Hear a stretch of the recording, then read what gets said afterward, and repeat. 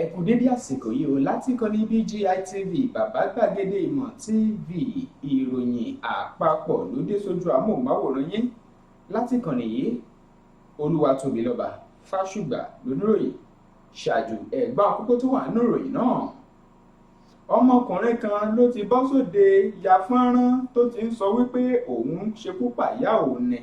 kóun lè fi ra ọkọ̀ ayọ́kẹ́lẹ́ Benz. Agbẹjọ́rò ayédèrú kan lọ́wọ́ àjọ EFCC ló ti bà látàrí bí ó ti tún fẹ́ lo gbájúẹ̀.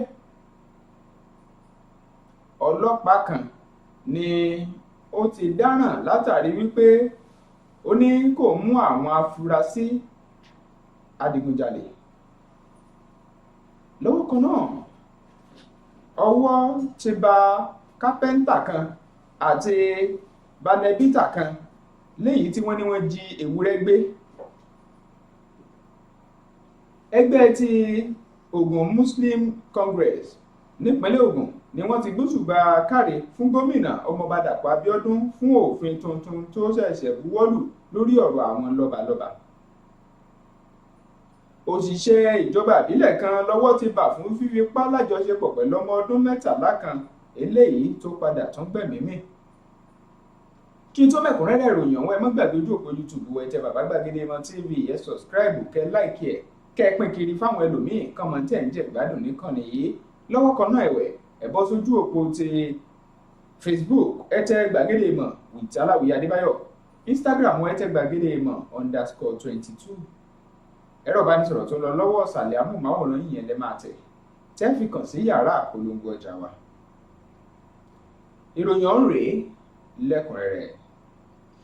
Ọmọkùnrin kan ní ọ̀rọ̀ rẹ̀ ti gba ojú òpó ayélujára pẹ̀lú bí wọ́n ti ká a sílẹ̀ nínú fídíò kan tó ń ṣàfihàn wípé òun lòun ṣekú pa ìyá òun tóun sì fi rúbọ kóun tó lè dẹni tó lówó lọ́wọ́rọ̀ ra bẹ́ǹsì ìyẹn ọkọ̀ ọ̀bọ̀kún ọlọ́yẹ́. Eléyìí ni ó ń ṣàfihàn bí ọmọkùnrin kan eléyìí tó bẹ̀rẹ̀ sí fọ́ntá wípé ń ṣe ni òun lo ìyá òun kóun tó lè lówó lọ́wọ́ débi pé òun ra ọkọ̀ ọ̀bọ̀kún ọyọ́ lọ́wọ́yẹ́. Ó wá ṣàlàyé ẹ̀ síwájú pé ẹnikẹ́ni tó bá ń jowú òun ni kó lọ ṣe bẹ́ẹ̀ kó ṣe bí òun ti ṣe kó sì fi ìyá rẹ̀ ṣẹ́ṣọ owó lórí ẹ̀. Èyí gan ni ó ṣẹlẹ̀ ní ilẹ̀ Ghana eléyìí tí ọ̀pọ̀ àwọn èèyàn tí wọ́n sì ti bẹ̀rẹ̀ sí fọ̀n sóde lórí ẹ̀ wípé èyí jẹ́ ohun tó kù díẹ̀ káàtó tí ọ̀pọ̀ sì ń ké pe iléeṣẹ́ ọlọ́pàá láti tètè ráwọ́ tó ọmọkùnrin náà. Lọ́wọ́ kan ẹ̀wẹ̀ ọwọ́ àjọ tí ń fúngun mọ́ ṣíṣowó ìlú bí ò ti sunwọ̀n EFCC ni wọ́n ti ráwọ́ tó ẹni tí ń ṣe ayédèrú kan tó ń fi ẹrú pera rẹ̀ lọ́mọ gẹ́gẹ́ bí agbẹjọ́rò léyìí tí ó wá sí ọ̀dọ̀ àjọ EFCC láti wá gba ẹni tí ń lo jìbìtì kan sílẹ̀, àmọ́ nígbẹ̀yìngbẹ́yìn tọ́wọ́ padà tó bá òun. Àjọ EFCC tí ń fúngun máwọn tó bá ṣòwò aráàlú bí ò ti sunwọ̀n ló ṣàlàyé wípé afurasí náà eléyìí tí ó fẹ́ rúpẹ́lẹ̀ lọ́mọ gẹ́gẹ́ bí agbẹjọ́rò ní orúkọ ẹ̀ ń jẹ́ Adékọ́lá Adékẹyẹ eléyìí tí ọwọ́ bà tí wọ́n sì ní òun náà buwọ́lu àwọn ìwé kan láti fi lu jìbìtì léyìí tí ìwádìí sì tún lọ lórí ẹ̀ lọ́wọ́. Agbẹnusọ fún àjọ EFCC Wilson Wujaren ló fà nílùú Àbújá níbẹ̀ ló sọ pé Adékẹyẹ ló ń kojú àwọn ẹ̀sùn lọ́lọ́kan òjọ̀kan eléyìí tí wọ́n kó sí níwájú léyìí tí wọ́n ní ọwọ́ sì bá lásìkò tó wá sí ọ̀dọ̀ àjọ náà ní ìpínlẹ̀ Èkó eléyìí tó ti ní òun fẹ́ gba ẹnìkan sílẹ̀. Ọlọ́pàá kan eléyìí tí ó darapọ̀ mọ́ iléeṣẹ́ ọlọ́pàá ni wọ́n ti padà fọwọ́ òsì júwe fún pé láti lọ rọ́kúnlé fún ọdún 25 eléyìí tí wọ́n ní ó jẹ́ lẹ́yìn ìgbà tí ó ti ráwọ́ tó àwọn afurasí tó jẹ́ adigunjalè kan. Èyí ni ó fi hàn dé nínú ìròyìn pé Ìlàrí Òkórè ó ní wọ́n ṣàlàyé pé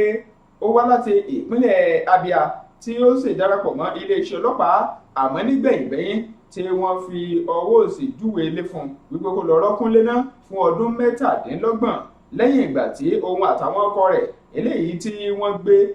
lọ sí ìpínlẹ̀ Delta láti lọ ráwọ́ tó àwọn tí ó jẹ́ ọ̀daràn adigunjalè eléyìí tó jẹ́ pé nígbẹ̀yìngbẹ́yìn wọn ó ṣàlàyé pé ìlẹ̀dí àpòpọ̀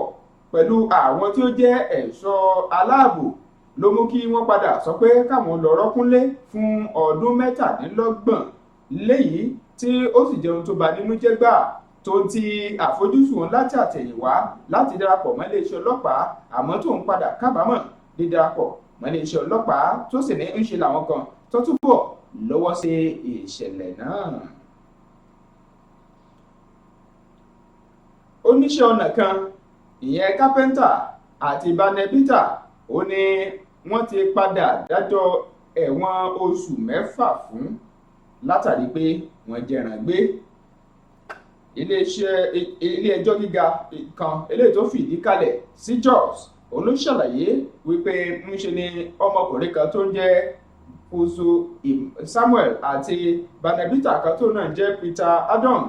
ni wọ́n ti dájọ́ ẹ̀wọ̀n oṣù 6 fún nítorí pé wọ́n jí ẹran kan gbé eléyìí tó wọ $30,000 náírà. Adájọ́ tí ń gbẹ́jọ́ náà ní Ghazali Adam àti Nyazen Donan òun ló ṣàlàyé wípé Samuel àti Adong ni wọ́n ti padà jẹ́wọ́ tí wọ́n sì gbà pé lóòótọ́ làwọn jẹ̀bi ẹ̀sùn tí wọ́n fi kàn wọ́n lórí bí wọ́n ti jí ẹran gbé léyìí tí wọ́n sì tí adájọ́ náà sì ti pàṣẹ pé kí wọ́n kọ́ lọ san ẹgbẹ̀rún mẹ́wàá lẹ́nìkọ̀ọ̀kan fún owó ìtanràn lórí eléyìí. lẹ́yìn náà ni wọ́n tún padà dájọ́ ẹ̀wọ̀n oṣù 6 fún wọn. lọ́wọ́ kan náà ẹgbẹ́ tí àwọn ẹlẹ́sìn mùsùlùmí kan ní ìpínlẹ̀ Ògùn the Muslim Congress TMC ni wọ́n ti gbóṣù bàràbàǹdẹ̀ fún gómìnà ìpínlẹ̀ Ògùn ọmọọba Dàpọ̀ Abíọ́dún fún bó ti buwọ́lu ìwé kan eléyìí tí wọ́n ti padà sọdòfin lórí ìgbé ayé àwọn ọba aláyé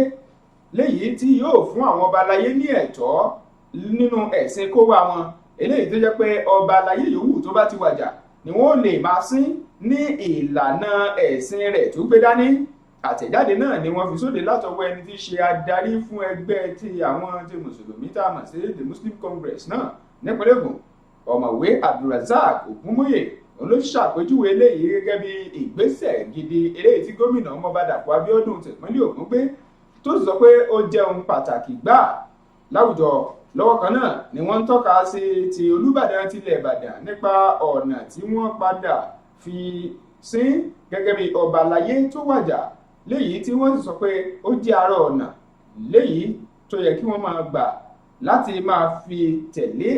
ìlànà ẹ̀tọ́ ọmọnìyàn. lákòótán òṣìṣẹ́ kan ní ìjọba ìbílẹ̀ kan lọ́wọ́ ti bà fún bó ti fipá lájọṣepọ̀ pẹ̀lú ọmọbìnrin ọmọ ọdún 13 kan. ìròyìn fi yé ni wípé iléeṣẹ́ ọlọ́pàá ti ìpínlẹ̀ Delta ló ti ráwọ́ tó òṣìṣẹ́ ìjọba ìbílẹ̀ kan tó kọ̀ ń jẹ́ Nwozu Chuka eléyìí tí wọ́n ní ó fi ipá lájọṣepọ̀ pẹ̀lú ọmọ ọdún 13 kan. gẹ́gẹ́ bí ìròyìn ṣe fi léde wọ́n ní ó fọgbọ́n tán ọmọ náà lọ sílé ìtura eléyìí tó ti fi ipá lájọṣepọ̀ pẹ̀lú ẹ̀ níjọba ìbílẹ̀ àríwá Aniocha ní ìpínlẹ̀ náà. wọ́n ṣẹlẹ̀ gbé afurasí ọ̀hún ló ti padà wá ju ara ẹ̀ sílẹ̀ fún iléeṣẹ́ ọlọ́pàá níjọ́ ń jẹ̀tẹ́ lẹ́yìn ọ̀sẹ̀ díẹ̀ eléyìí tí ó ti fi ipá lájọṣepọ̀ pẹ̀lú Joy Nwabueze Onua eléyìí tí ó padà bẹ̀rẹ̀ sí dà lára tẹ̀jẹ̀tẹ̀jẹ̀ tó sì tún wá padà gbẹ́mìí. ìròyìn fi yé ni wípé Chuka òun ló padà jẹ́wọ́ fún ẹ̀ka iléeṣẹ́ ọlọ́pàá tí ń fi mú fílẹ̀ ní Àṣàbà ní ìpínlẹ̀ náà. èyí ò pé ìròyìn àpapọ̀ àfúntí dédé àsìkò yìí àmọ́ kí n tó máa lọ ẹ̀gbọ́n àkókò tó wà nínú ẹ̀lẹ́ẹ̀kan sí mo ti kà á fún yín o wípé fọ́nrán kan jáde síta tó ń ṣàfihàn ọmọkùnrin kan tí ń fọwọ́ gbóyà wípé ń ṣe ni òun gbẹ̀mí ìyá òun kóun tó lè rọ́pò ọ̀bọ̀kún ọlọ́yẹ Benz. ẹ̀tùrí gbọ́ wípé ọwọ́ àjọ EFCC ti tẹ ọkùnrin kan tó pèrè ní agbẹjọ́rò àpàpàǹdodo lórí ọ̀rọ̀ jìbìtì. lọ́wọ́ kan náà lẹ́tùrí gbọ́ wípé ọlọ́pàá kan eléyìí tí ó nífẹ̀ẹ́ síṣẹ́ ọlọ́pàá ni wọ́n padà sọ pé kó lọ rọ́kúnlé fọ́dún 25 kan lẹ́yìn ìgbà tó ráwọ́ tó àwọn tó jẹ́ afurasí adigunjalè. Oníṣẹ́ ọnà kan ìyẹn kápẹ́ńtà àti banebita ni wọ́n ti dájọ́ oṣù 6 fún nítorí jíjí ẹran ọ̀sìn kan gbé. Lọ́wọ́ kan náà ni mo tún mú wá fún yín pé àwọn ẹgbẹ́ mùsùlùmí kan nípínlẹ̀ Ògùn gbé òṣùbà ràbàǹdẹ̀ fún gómìnà ìpínlẹ̀ Ògùn fún òfin tuntun tó ṣẹ̀ṣẹ̀ sí lórí ọ̀rọ̀ ọ̀pọ̀ àwọn lọ́balọ́ba. Ẹ tún rí gbọ́ wípé òṣìṣẹ́ kan níjọba ìbílẹ̀ kan ló ti di eléyìí tọ́wọ́ bà ṣekún lẹ́yìn ìgbà tó fi ipá lájọṣepọ̀ pẹ̀lú ọmọ ọdún 13 lẹ́yìn tọ́mọ náà sì padà gbẹ́mìí mì. Ẹ má gbàgbé ojú òpó YouTube wa, ẹ tẹ Bàbá Gbàgede Ìmọ̀ TV, ẹ subscribe, ẹ like, kí ẹ sì tún pín kiri fáwọn ẹlòmíín. Lọ́wọ́ kan náà ẹ̀wẹ̀, ẹ má gbàgbé ojú òpó tẹ Facebook, ẹ tẹ Gbàgede Ìmọ̀ with Aláwìyé Adébáyọ̀, Instagram wa Gbàgede Ìmọ̀ _22. Ẹ̀rọ ìbánisọ̀rọ̀ tó ń lọ nísàlẹ̀ amóhùnmáwòrán yìí lẹ máa dẹ̀tẹ̀ láti fi kàn sí yàrá àpolongo ọjà wa. Èyí ló gbé ìròyìn wa fún ti dédé àsìkò yìí. Olúwatóbilọ́ba Fásùgbà ló kàròyìn. Ẹ ṣeun púpọ̀, ó dìgbà kan náà.